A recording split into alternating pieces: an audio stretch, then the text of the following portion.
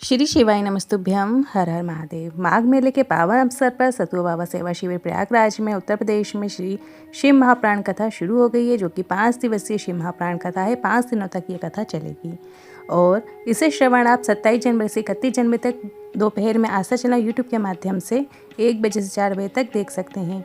आज दूसरे दिन की कथा में गुरु जी ने अलोने गोबर की भस्म वाले बिल्कुल नए उपाय की जानकारी दी है। साथ ही 29 जनवरी एकादशी का दिन है। इस दिन किए जाने वाले विशेष उपायों की जानकारी आपको इसी वीडियो के माध्यम से प्राप्त होगी। साथ ही एकादशी का पारण किस समय करना है, इसकी भी जानकारी आपको प्राप्त होगी। और गुरुजी की पुस्तक में गुरुजी के माध्यम से जो उपाय बताए जाते हैं, विशेष जानकारियाँ बताई जाती हैं, उसमें भी कुछ जानकारी हम आज के इस वीडियो में शामिल करेंगे। आज 28 जनवरी दूसरे दिन की श्री शिव महाप्राण कथा में गुरुजी ने कुल 21 उपाय पत्र उपयोगी जानकारियाँ दी हैं। सभी जानकारी आपको इसी वीडियो के माध्यम से प्राप्त होगी। यदि किसी कारणवश आपने आज की कथा नहीं सुन पाए हैं तो बढ़ते हैं आज की कथा की पहली जानकारी की ओर। कौन सी विधि हमारे पास हो जिससे करके हम भोलेनाथ को प्रसन्न कर सकते हैं। गुरुजी ने कहा, एक होती है विश्वास की विधि और दूसरी होती है प्रेम की भाषा। यदि ये दो आपके पास हैं, यदि आप शिव पर पूर्ण विश्वास रखते हैं, प्रेम की भाषा बोलते हैं, मधुर भाषा बोलते हैं, तो ये दो हैं जिससे भोलेनाथ को प्रसन्न किया जा सकता है। बढ़ते हैं आज की कथा की दूसरी जानकारी की ओर। ऐसे कई लोग हैं जिन्हें दिन रात राम और कृष्ण के बारे में बताने के बाद भी उन्हें राम और कृष्ण नहीं दिखते। वो उन्हें नहीं मानते, अपने अलग ही भगवान बनाकर बैठे हुए हैं। बढ़ते हैं आज की कथा की तीसरी जानकारी की ओर। गुरुजी ने कहा, वासुकीनाग का एक मंदिर त्रिवेणी के संगम में है। एक समय की बात है, देवताओं ने नाग वासुकी से पूछा कि आप त्रिवेणी के संगम में क्यों आए हो। तो वासुकीनाग ने कहा, मंथन के समय पर्वत के घर्षण के कारण मुझे बहुत पीड़ा है, बहुत कष्ट हुआ था और उसे समाप्त करने और भगवान से उनकी कृपा प्राप्त करने के लिए इस त्रिवेणी की घाट में मैं आया हूँ। तो आपको भी वासुकीनाग के शब्द याद होना चाहिए। और आप यहाँ प्रयागराज क्यों आए हैं? अपने पाप धोने के लिए, जीवन के कष्ट दूर करके भोलेनाथ की कृपा प्राप्त करने के लिए। बढ़ते हैं आज की कथा की चौथी जानकारी की ओर। भगवान जब भी जोड़ी बनाते हैं तो सोच समझकर बनाते हैं। पति अगर शांत होता है तो पत्नी क्रोधी होती है, वहीं यदि पति क्रोधी है तो पत्नी नम्र होती है। इसके बाद गुरुजी ने कहा, वैसे पति में तो नम्रता होती ही है। तुम 25 प्रश्न करती हो, उसमें से 5 प्रश्न के उत्तर वो देता है। इससे ज़्यादा और क्या नम्रता चाहिए। बढ़ते हैं आज की कथा की 5वीं जानकारी की ओर। जितने भी देवता ने पृथ्वी में जन्म लिया, सभी के जाने की कथा है, आपको ज़रूर सुनने को मिलेगी। पर भोलेनाथ शुरू से अभी तक और अनंत काल तक यही मृत्युलोक में है। भोलेनाथ कहीं नहीं गए, यही मृत्युलोक में वास करते हैं। बढ़ते हैं आज की कथा की 6वीं जानकारी की ओर। गुरुजी ने कहा, पानी में कितना बल होता है ये इससे समझिएगा। संकल्प लेते समय आपके हाथ में नारियल, सुपारी, सिक्का हो या ना हो, पर जल होना आवश्यक है। कन्यादान के समय भी दहेज होना आवश्यक नहीं, पर जल होना आवश्यक है। पिंडदान, तिलांजलि में कुछ अगर अनिवार्य है तो वो जल ही है। बढ़ते हैं आज की कथा की 7वीं जानकारी की ओर। मेरा बेटा कई वर्षों से नीट के एग्ज़ाम दे रहा था। एक पत्र आया था जिसमें लिखा था कि मेरा बेटा कई वर्षों से नीट के एग्ज़ाम दे रहा था, पर उसका एग्ज़ाम क्लियर नहीं हो रहा था। मैंने उसे सीहोर जाने को कहा, भोलेनाथ के मंदिर जाने को कहा और बेटे का चयन नीट में हो गया है, उसी का आभार व्यक्त करने आए हैं। बढ़ते हैं आज की कथा की 8वीं जानकारी की ओर। अन्नू जी पत्र लेकर आई, लिखती हैं, मेरे बेटे को सफ़ेद दाग की बीमारी हो गई थी। पूरा शरीर उसका सफ़ेद हो रहा था। इलाज कराने के बाद भी बीमारी ठीक नहीं हो रही थी। बेटे को कथा पंडाल में लाई, वहाँ कथा का श्रवण किया और वहीं पंडाल की मिट्टी को उसके शरीर में हमने लगा दिया और प्रार्थना करके घर गई। अगर बेटा ठीक हो गया तो बेटे को लेकर कथा पंडाल में दोबारा आऊँगी। और आज मेरा बेटा ठीक हो गया है, उसी का आभार व्यक्त करने आए हैं। बढ़ते हैं आज की कथा की 9वीं जानकारी की ओर। शिव सत्य है, शिव सुंदर है। कल एक माताजी ने पत्र भेजा था, उसमें उन्होंने लिखा था, आप यहाँ प्रयागराज के मेले में आते हो, तो जो महाराज प्रयागराज के मेले में आते हैं सारे महाराज मिलते हैं, तो आप क्यों नहीं मिलते। तो गुरुजी ने कहा, आपको मिलना है तो महादेव से मिलिए। सीहोर वाला महाराज आपके लिए कुछ नहीं कर सकता, आपके दुख आपको ही काटना है, महादेव से मिलिएगा। बढ़ते हैं अगली 10वीं जानकारी की ओर। गुरुजी ने कहा, अगर आपके पास जल भी नहीं है, ना आपके पास लोटा है, तो पूरे विश्वास भरोसे से अपने हाथ की अंजनी को ही ऐसे शिव की ओर झुकाते हुए बोल देना, श्री शिवाय नमस्तुभ्यम या हर हर महादेव। शिव उसे भी स्वीकार कर लेंगे और आपको भोलेनाथ की कृपा प्राप्त होकर ही रहती है, क्योंकि आपका विश्वास प्रबल है। बढ़ते हैं अगली 11वीं जानकारी की ओर। कई लोग कहते हैं, हमें जल चढ़ाते चढ़ाते कई साल हो गए, शिव सुन ही नहीं रहे हैं। तो सुन लो, तुम्हारा जल शिव पर चढ़ ही नहीं रहा है। कभी भी पूरा 1 लोटा जल चढ़ाते ही नहीं हो, जबकि आपको पता है शिवलिंग में गणेश जी, कार्तिकेय जी, अशोक सुंदरी माता, माता पार्वती, ऊपर बंदी जलाधारी में जया, विशेरा, सामरीवारी, दोतली और देव, शिव के गण, अष्ट सिद्धियाँ, नवनिधियाँ, 64 योगिनियाँ और 33 कोटि देवी देवता शिवलिंग पे ही विराजमान हैं। इतना सब शिवलिंग पर होने पर भी आप शिवलिंग पर पूरा जल नहीं चढ़ाते। मंदिर में जाने के बाद शिवलिंग में थोड़ा नंदी के ऊपर, थोड़ा माता पार्वती के ऊपर जो मूर्तियाँ रखी होती हैं, थोड़ा कार्तिक भगवान की मूर्ति पर, थोड़े गणेश जी की भगवान की मूर्ति पर, ऐसे आप चढ़ा देते हैं। ऐसे में आप जल चढ़ाते रहोगे। पूरा 1 लोटा जल तो शिवलिंग के ऊपर चढ़ ही नहीं पा रहा है, तो ऐसे में आपको फल नहीं मिल पा रहा है। बढ़ते हैं अगली 12वीं जानकारी की ओर। शिव ने सती की भस्म धारण करी थी। विष्णु जी ने वृंदा की भस्म धारण किए थे, मतलब जो तुलसी जी है, वृंदा है, उनकी भस्म धारण की थी, और जो शिव जी ने सती की भस्म धारण की थी। सती की भस्म से बेलपत्र का वृक्ष प्रकट हुआ और वृंदा की भस्म से तुलसी का पौधा प्रकट हुआ था। बढ़ते हैं आज की कथा की 13वीं जानकारी की ओर। किसी व्यक्ति के जीवन में लीवर किडनी से जुड़ी यदि समस्या हो जाती है तो अलोनी गोबर की भस्म आपको तैयार करना है। ये बहुत उपयोगी होती है लीवर किडनी की समस्याओं के लिए। तो जो अलोनी गोबरी होती है, मतलब जहाँ गाय पोटा करती है वैसी के वैसी वो सूख जाता है, उसको गोबर को थापा नहीं जाता है। बिना थापा हुआ जो कंडा होता है, मतलब जहाँ पे गोबर है वहीं पे वैसे के वैसे सूख गया है, और उसी गोबर को आपको उठा लेना है। उसके बाद उसको अच्छे से और ज़्यादा सुखा के फिर उसको जला लेना है। उसको भस्म जो बन जाएगी उसको आपको छान लेना है, और इसके बाद उस भस्म को आपको हरि और हर का नाम लेकर त्रिपुंड शिवलिंग पर बनाया जाता है। मतलब जो अलोनी गोबरी की जो आपने भस्म तैयार की है उससे आपको शिवलिंग के ऊपर त्रिपुंड बनाना है। हरि और हर का नाम लेते हुए त्रिपुंड का निर्माण करना है। आप अंगूठे के पास वाले 3 उंगलियों से त्रिपुंड बनाया जाता है, और उस भस्म को फिर प्राप्त करके सुबह सुबह अपने मुख में रखा जाता है। तो लीवर किडनी से जुड़ी हुई समस्याओं में लाभ देखने को मिलता है। डॉक्टर की दवाइयों के साथ आप ये सरल उपाय भी ज़रूर करें। और तो त्रिपुंड बना के जो थोड़ी सी भस्म है वो भी आप शिवलिंग के ऊपर अर्पित कर दें, और इसके बाद उसे आपको प्राप्त कर लेना है। सुबह सुबह आप जाकर ये उपाय करें, और सुबह सुबह जब आप लेकर आए हो भस्म को, एक किसी पात्र में आपको, किसी डिब्बी में आपको रख लेना है, और रोज़ सुबह के समय अपने मुख में सबसे पहले वही भस्म आपको ले लेना है। बिल्कुल थोड़ी थोड़ी मात्रा में आपको हर दिन लेना है। तो लीवर किडनी से जुड़ी हुई जो समस्याएँ होती हैं उसमें लाभ ज़रूर देखने को मिलता है। पर साथ साथ आप डॉक्टर से भी पूरा इलाज कराएं, और जो दवाइयाँ डॉक्टर लिखते हैं वो दवाइयाँ भी आप खाएं। साथ में कुंकेश्वर महादेव का नाम लेते हुए दवाइयों का भी सेवन करें, और ये विशेष उपाय हरि और हर के नाम से ज़रूर करें। आपको लाभ जल्दी ही देखने को मिलेगा। बढ़ते हैं अगली 14वीं जानकारी की ओर। सरिता जी पत्र लेकर आई, लिखती हैं 7 साल से मेरा लीवर खराब है। इलाज कराते कराते 7 साल निकल गए। हॉस्पिटल के ही एक सेविका ने कहा, सीहोर वाला महाराज इतने उपाय बताता है, कोई एक उपाय ज़रूर करके देखना। गुरुजी आपने जो भस्म का उपाय बताया वो किया। सीहोर में गुरु पूर्णिमा की जो कथा थी वो भी हमने श्रवण की, पशुपतिनाथ व्रत भी किया, और आज मैं पूरी तरीके से ठीक हो गई हूँ। उसी का आभार व्यक्त करने आई हूँ। बढ़ते हैं अगली 15वीं जानकारी की ओर। प्रत्युनिशा जी पत्र लेकर आए, लिखते हैं मेरी तबीयत खराब हो गई। कुछ भी खाते, मतलब जो भी भोजन हम ग्रहण करते, जो भी भोजन हम खाते तो हमें पचता नहीं। मेरे दोनों आंत की गांठ मुझे बता दी गई डॉक्टर ने, और दवाइयाँ खाते खाते 1 साल हो गया पर गांठ ठीक नहीं हुई। और किसी के कहने पर शिव महाप्राण कथा का श्रवण किया। शिव पर चढ़े जल कर नंदी भगवान के पास बैठकर आचमन करना शुरू किया। साथ ही पंडाल की मिट्टी को भी समस्या में लगा लिया, और अगली रिपोर्ट में सभी गांठ गल चुकी थी। डॉक्टर की दवाई के साथ साथ सब कुछ किया, और आज मैं पूरी तरीके से स्वस्थ हूँ और आपका आभार व्यक्त करने आई हूँ। बढ़ते हैं अगली 16वीं जानकारी की ओर। यदि किसी कार्य में आपको सफलता नहीं मिल रही है तो आपको 3 बेलपत्र वाला ये विशेष उपाय करना है। 3 बेलपत्र वाला, मतलब 9 बेलपत्र वाला उपाय करना है। गुरुजी ने कल की कथा में इस उपाय को बताया था। यदि आपने नहीं सुन पाए हैं तो एक बार और ध्यान से सुन लीजिए, ताकि कोई भी गलती आपसे ना हो इस उपाय को करते समय।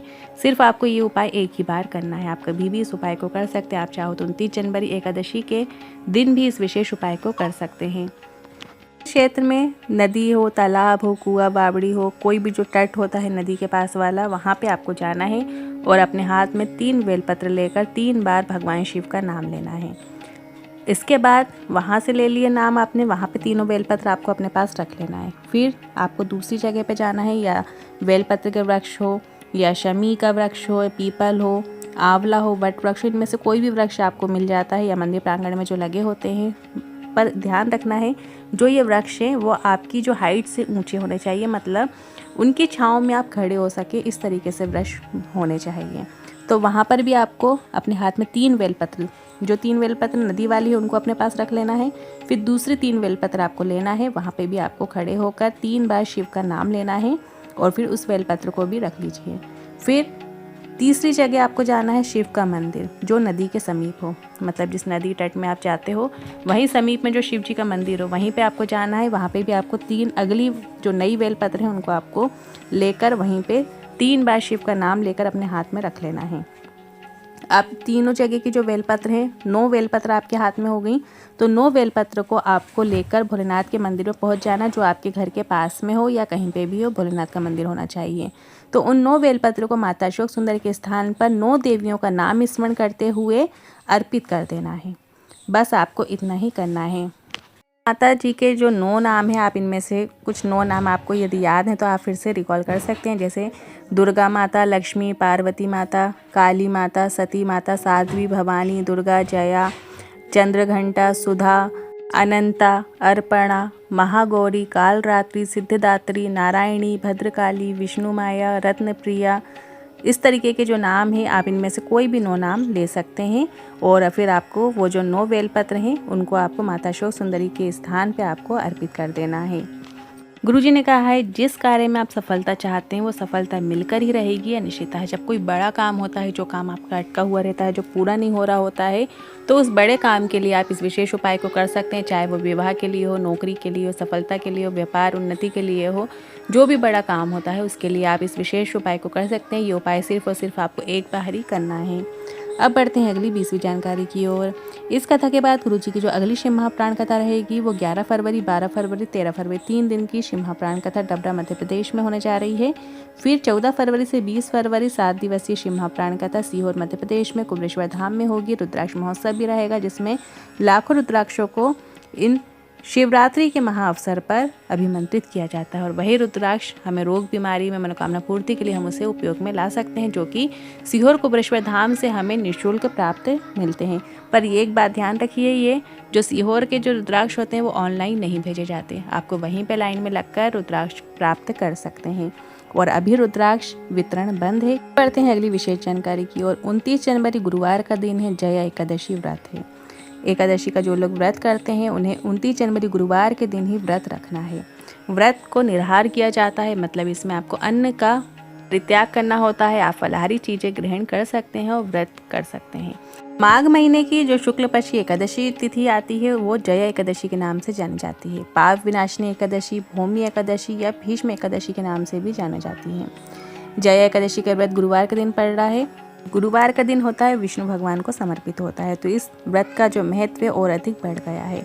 वहीं एकादशी के जो पारण का मुहूर्त है वो 30 जनवरी को सुबह 7:10 से 9:20 के बीच में रहेगा। इस बीच में आपको अपने व्रत को खोलना होता है। तो आप इस व्रत को खोलने के लिए आप अपने ही घर में विष्णु भगवान को थोड़ा सा गंगा जल और तुलसी का दल समर्पित करें और वही आप पारण रूप में ग्रहण कर सकते हैं और इसके बाद आप भोजन जब चाहो सात्विक भोजन आप ग्रहण कर सकते हैं।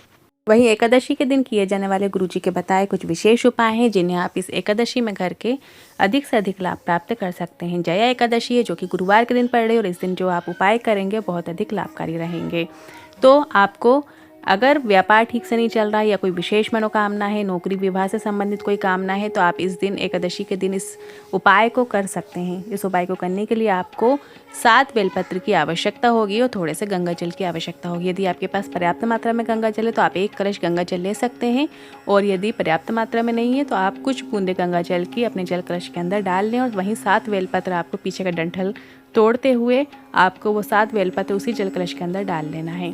इसके बाद आपको भोले बाबा के मंदिर जाना है और नंदी का जो उठा हुआ चरण होता है, आप देखेंगे एक चरण पीछे की ओर मुड़ा होता है और एक चरण जो है आगे की ओर रहता है। तो जो उठा हुआ चरण होता है वहीं पे आपको कलश का गंगा जल समर्पित कर देना है। पूरा गंगा जल आपको उठे हुए चरण पे समर्पित कर देना है।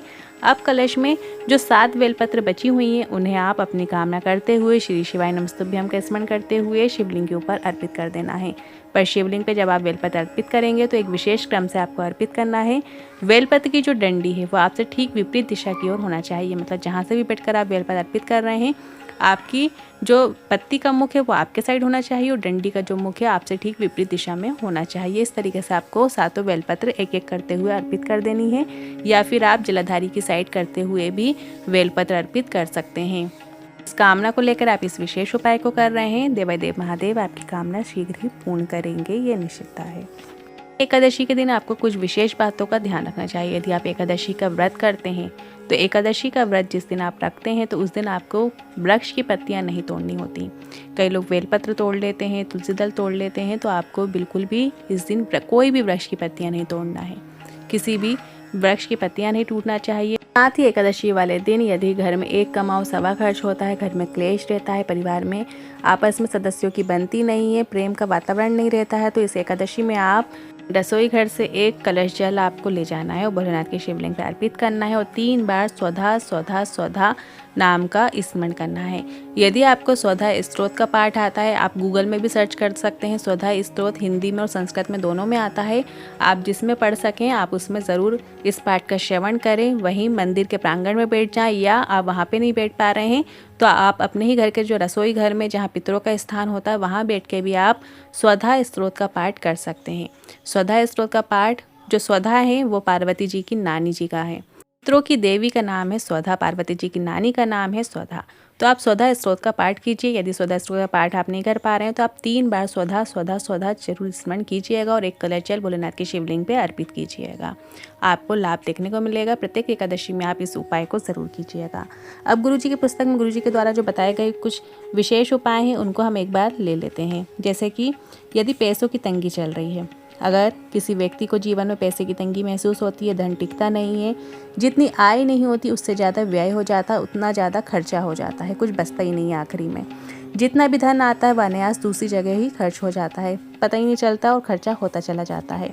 ऐसे व्यक्ति को हर महीने आने वाली जो प्रदोष काल में, प्रदोष के दिन प्रदोष काल में संध्या के समय में एक तांबे के लोटे में जल लेकर उसमें आपको 5 बेलपत्र डाल लेना है, 1 शमी पत्र डाल लेना है और 7 चावल के दाने डाल देना है। इसके बाद वो कलश का जल आपको प्रदोष काल में आपको जाना है और शिवलिंग पे अर्पित करना है। प्रदोष के दिन करना है। अभी आने वाली जो प्रदोष है वो शायद 31 जनवरी को रहेगी, हम और ठीक से आपको बता देंगे, तो उस दिन आप ये उपाय करके ज़रूर देखिएगा। तो इसके बाद आपको प्रदोष काल में वो जल जिसमें आपने 5 बेलपत्र, 1 शमी पत्र, 7 चावल के दाने डाले हुए हैं, वो जल आपको शिवलिंग पे अर्पित करना है।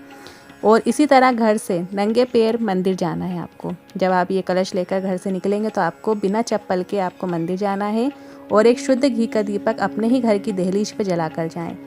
जब आप घर से आपने कलश तैयार कर लिया है तो सबसे पहले आपको अपने घर की जो देहरी है वहाँ पे आपको एक दिया लंबी बाती का घी का आपको प्रज्वलित करके फिर आपको मंदिर के लिए जाना है। इसके पश्चात शिव मंदिर जाकर शिवलिंग के समक्ष प्रणाम कीजिएगा, उनके सामने झोली पसार कर बैठ जाएं। वहीं पर यदि आप पुरुष हैं तो ओम नमः शिवाय मंत्र का उच्चारण कीजिए, वहीं यदि आप महिला हैं तो नमः शिवाय ओम का उच्चारण कीजिए। कुछ देर वहीं बैठिए या आप श्री शिवाय नमस्तुभ्यं मंत्र का भी स्मरण कर सकते हैं। ऐसा जाप करने से जीवन में कभी भी धन की कमी नहीं आती है और जो खर्चा आपका इतना ज़्यादा हो जाता है, जो आपको महीने के आखिरी में कुछ बचता ही नहीं है, तो धीरे धीरे आपका वो पैसा भी जो है वो बचना शुरू हो जाता है, धन थोड़ा सा आपके पास संग्रह होने लगता है। तो आप इस उपाय को कीजिए। एक बार और सुन लीजिए। प्रदोष के दिन प्रदोष काल में आपको इस उपाय को करना है। सबसे पहले अपने घर के तांबे के लोटे में जल भर लें, 5 बेलपत्र डाल लें, 1 शमी पत्र डाल लें और 7 साबुत चावल के दाने आपको डाल लेना है। जब आप घर से निकलेंगे तो घर में निकलने से पहले आपको अपने घर की ही देहरी पे एक शुद्ध घी का दीपक आपको प्रज्वलित करना है। लंबी बाती का राइट हैंड साइड में प्रज्वलित कीजिएगा और इसके बाद आपको बिना चप्पल के मंदिर जाना है। वहाँ पे जो जल आप लेके गए हो वो अर्पित कर देना है, वहाँ पे प्रणाम करना है, कुछ देर श्री शिवाय नमस्तुभ्यं मंत्र का स्मरण करना है। बस आपको इतना ही करना है। हर महीने 2 प्रदोष आती हैं, एक शुक्ल पक्ष की आती है, एक कृष्ण पक्ष की आती है, तो आप किसी भी प्रदोष में इस उपाय को कर सकते हैं। नहीं, यदि संबंध यदि टूट रहे हैं, किसी पति पत्नी के संबंध टूट रहे हैं, आपसी मतभेद चलता है, आपस में प्रेम नहीं रहता है, तो गुरुजी ने यहाँ पे उनके लिए भी एक उपाय बताया है। शिवलिंग पर तांबे के लोटे में आपको जल भर लेना है और उसके अंदर थोड़े से लाल चंदन के छींटे डाल लेना है। मतलब जो लाल चंदन आप घिसेंगे, ये लकड़ी फॉर्म में जो आता है उसको आप घिसेंगे, लाल चंदन बनाए, उसके कुछ छींटे आपको उसी जल कलश के अंदर डाल लेना है, या लाल चंदन का थोड़ा सा पाउडर आपको डाल लेना है और उसी में थोड़ा सा शहद आपको डाल लेना है। इस तरीके से वो जल जब आप शिवलिंग के ऊपर अर्पित करेंगे, या आप कलश के अंदर नहीं डाल पा रहे हैं तो आप ऐसा कर सकते हैं कि थोड़ा सा लाल चंदन आप शिवलिंग के ऊपर अर्पित करें, फिर थोड़ा सा जल अर्पित कर दें, फिर थोड़ा सा शहद, जो है अर्पित करें और फिर थोड़ा सा जल अर्पित कर दें। इसके बाद तांबे का जो कलश का जो पूरा जल है वो शिवलिंग के ऊपर अर्पित कर दें। इससे जो संबंध तलाक की कगार पर भी आ गए हैं, पति पत्नी मतभेद बना हुआ है, वो पुनः जुड़ जाते हैं, आपस में मधुर संबंध रहते हैं। तो इस विशेष उपाय को आप सोमवार के दिन कर सकते हैं, प्रदोष के दिन कर सकते हैं या शिवरात्रि के दिन भी कर सकते हैं। आज के उपाय से जुड़े मन में कोई सवाल है, क्वेश्चन है तो कमेंट के जरिए पूछ सकते हैं। वीडियो थोड़ा भी उपयोगी लगा हो तो वीडियो को लाइक करके कमेंट बॉक्स में हर हर महादेव जरूर टाइप कीजिएगा।